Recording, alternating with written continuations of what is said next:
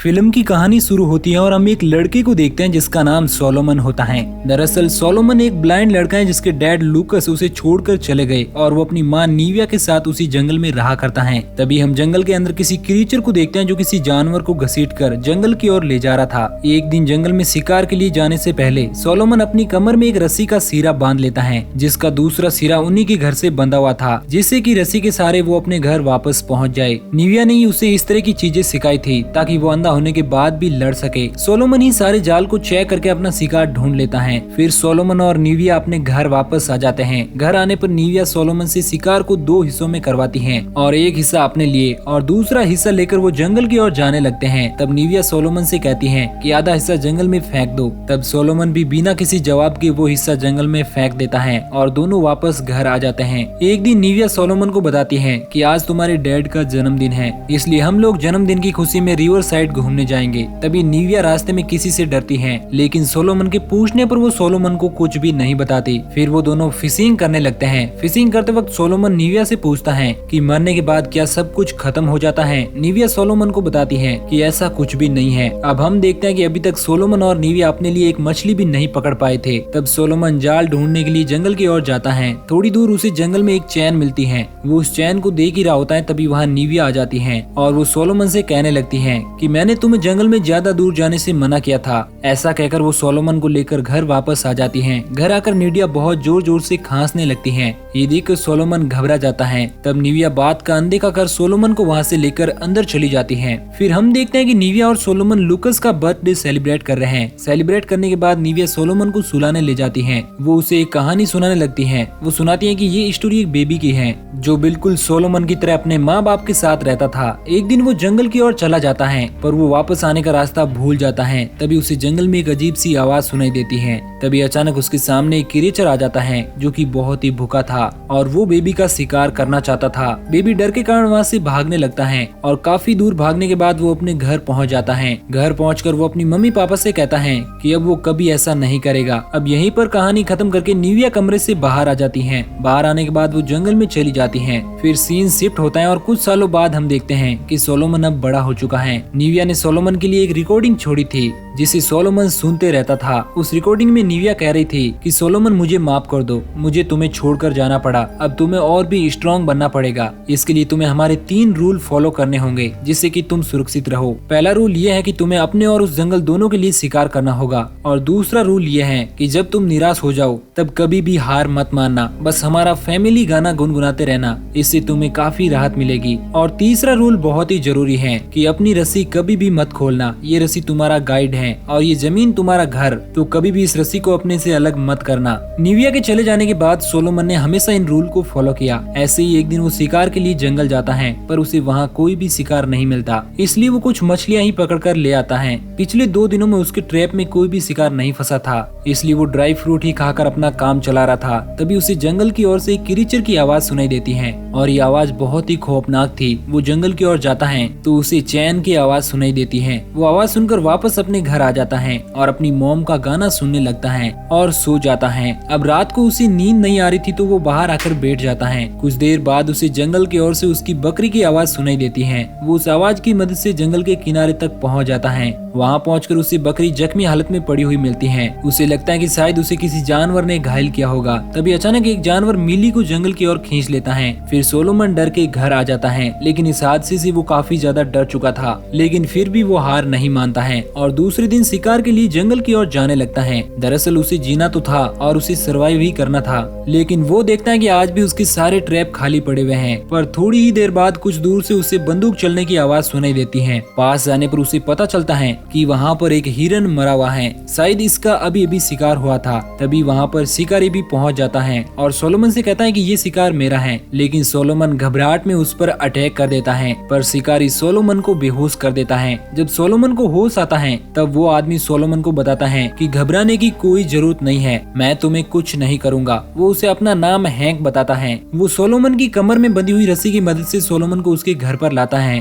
और दोनों बातें करने लगते हैं। बातों ही बातों में हैंक को सोलोमन के बारे में सब पता चलता है कि वो कैसे इतने सालों से इस जंगल में अकेले रह रहा है। दरअसल हैंक सोलोमन की मदद करना चाहता था, पर सोलोमन उससे कहता है कि मुझे तुम्हारी कोई भी मदद नहीं चाहिए। अब हैंक रात को सोलोमन के घर रुकने के लिए सोलोमन से पूछता है। बदले में वो उस हिरण को आपस में बांटने की बात भी करता है। ये बात सुनकर सोलोमन मान जाता है। शाम होने पर सोलोमन लकड़ी लेने जब घर से बाहर जाता है तो इसी का फायदा उठाकर हैंक स्टोर रूम में पहुंच जाता है और चोरी करने लगता है। तभी उसे वहाँ पर निविया की एक बुक मिलती है जिसे लेकर हैंक नीचे आता है। इसी बीच सोलोमन भी वहाँ पर आ जाता है तो हैंक उस बुक को वहीं टेबल पर रख देता है। फिर लंच करते वक्त हैंक सोलोमन से कहता है कि तुम्हारे पास खाने पीने का ज्यादा सामान नहीं है, अगर कल सुबह तुम मेरे साथ चलना चाहो तो मैं तुम्हें कहीं सेफ जगह पर छोड़ सकता हूँ। लेकिन सोलोमन उसे साफ साफ मना कर देता है और वो दोनों सोने चले जाते हैं। उस रात जब वो दोनों सो रहे थे तभी एक भयानक आवाज सुनकर वो दोनों उठ जाते हैं और हैंक अपनी गन लेकर जंगल की ओर चला जाता है और वो वहाँ पर देखता है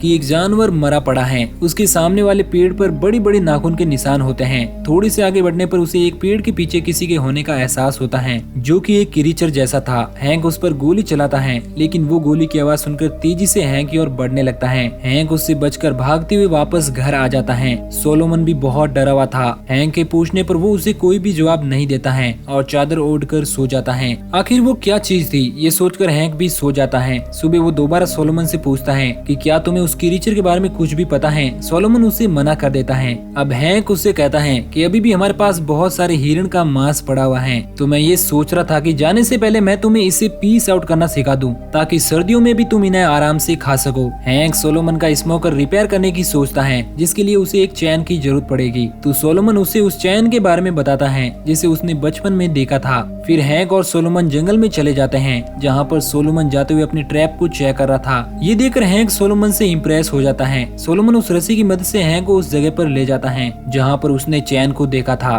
थोड़ा ढूंढने के बाद हैंक को भी वो चैन दिख जाता है, लेकिन सोलोमन दूर खड़ा रहता है क्योंकि उसकी रस्सी छोटी थी। चैन एक गड्ढे के अंदर फंसा हुआ था लेकिन हैंक उसके अंदर नहीं जाता है क्योंकि उसे जितना चैन चाहिए था वो उसको मिल चुका था। वो चैन कटर से उस चैन को काटने लगता है और चैन को काटकर सोलोमन के साथ वापस आ जाता है। हैंक उस स्मोकर को ठीक करने लगा था और उसे ले जाकर जंगल की ओर फेंक देता है। ये सब देखने के बाद हैंक सोलोमन से पूछता है तो सोलोमन उसे बताता है कि मैं दो लोगों के लिए शिकार करता हूँ, एक मेरे लिए और दूसरा जंगल के लिए। हैंक को ये सब काफी अजीब लग रहा था कि इस कारण कल रात को वो क्रीचर खाना ढूंढते हुए उसके घर तक पहुँच गया था। हैंक सोलोमन से कहता है कि जो कुछ भी इस जंगल में है अगर तुम उसे इसी तरह खाना देते रहे तो वो जंगल से कभी नहीं जाएगा। तुम्हें उसके लिए भी एक जाल बिछाना चाहिए जिसमें मैं तुम्हारी मदद करूंगा। सोलोमन कहता है कि आखिर तुम कैसे मेरी मदद करोगे, इस रस्सी की वजह से वो एक लिमिट तक ही जा सकता है। ये सुनकर हैंक सोलोमन की रस्सी से एक और कपड़े की रस्सी को जोड़ने लगता है। फिर दोनों एक बड़ा सा ट्रैप लेकर जंगल की ओर जाते हैं। बात करते हुए दोनों जंगल की ओर बढ़ रहे थे तभी अचानक सोलोमन को एक क्रीचर जंगल की तरफ ले जाता है। सोलोमन को बचाने के लिए हैंक उसके पीछे भागता है और किसी तरह उसे पकड़ लेता है और सोचता है कि फिलहाल इस जंगल में रहना सुरक्षित नहीं है और दोनों वापस घर आ जाते हैं। सोलोमन बहुत घबराया हुआ था।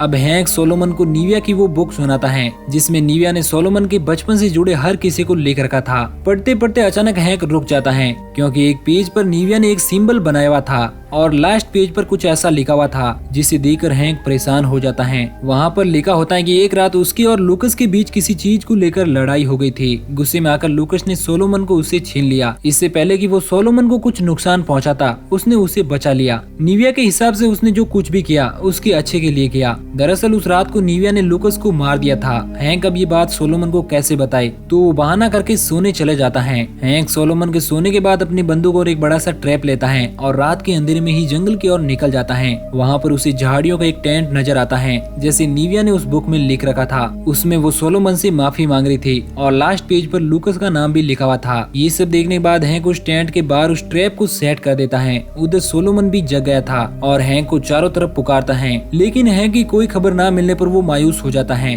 तभी वो जंगल से एक गन शॉट की आवाज सुनकर वो भी उसी तरफ चला जाता है। रास्ते में उसे हैंक का बैग पड़ा हुआ मिलता है लेकिन वो वहाँ से आगे नहीं जा पाता क्योंकि उसकी रस्सी अभी भी छोटी पड़ रही थी। लेकिन सोलोमन उस रस्सी को निकालता है और उस टेंट तक पहुँच जाता है जहाँ पर हैंक की लाश पड़ी हुई थी। हम देखते हैं कि हैंक के चेहरे पर कुछ निशान पड़े हुए थे जो शायद किसी जानवर के थे। तभी सोलोमन के सामने से किसी की आहट सुनाई देती है और हम सामने निविया को देखते हैं जो कि अब एक क्रीचर के रूप में बदल चुकी थी जिसके पैर में वही चैन बंधी हुई थी। इसका मतलब निविया ही वो क्रीचर थी जो इतने दिनों से उस जंगल में रह रही थी जिसे सोलोमन मांस दिया करता था और हैंक को भी उसी ने ने मारा था वो सोलोमन पर अटैक करने के लिए आगे बढ़ती हैं, लेकिन वो हैंक के लगाए हुए ट्रैप में उसकी चैन फंस जाती है और वो आगे नहीं बढ़ पाती है। सोलोमन ये सब देखकर बहुत डरा था। वो अपनी जेब से रिकॉर्डर निकाल लेता है और अपना फैमिली सॉन्ग सुनने लगता है, जिससे नीडिया भी शांत हो जाती है और वो फैमिली सॉन्ग गुनगुनाने लगती है। ये सुनकर सोलोमन को पता चल जाता है कि उसके सामने उसकी मॉम खड़ी है, लेकिन वो पूरी तरह बदल चुकी है। सोलोमन निविया के पास जाता है और वो जोर से उस पर झपट पड़ती है। निविया सोलोमन को गले लगाती है। इसी बीच सोलोमन निविया को एक चाकू से अटैक कर देता है, जिसके बाद वो भी अब एक क्रीचर के रूप में बदलने लगता है और अब निविया भी मर जाती है। उसके मरने के बाद सोलोमन बिल्कुल निविया की तरह ही हो जाता है। सोलोमन अपनी आंख बंद कर लेता है और जब वो दोबारा अपनी आंखें खोलता है तो अचानक उसकी आंखें बदलने लगती हैं और आखिर में वो भी एक क्रीचर बन जाता है। और यहीं पर इस मूवी का एंड हो जाता है।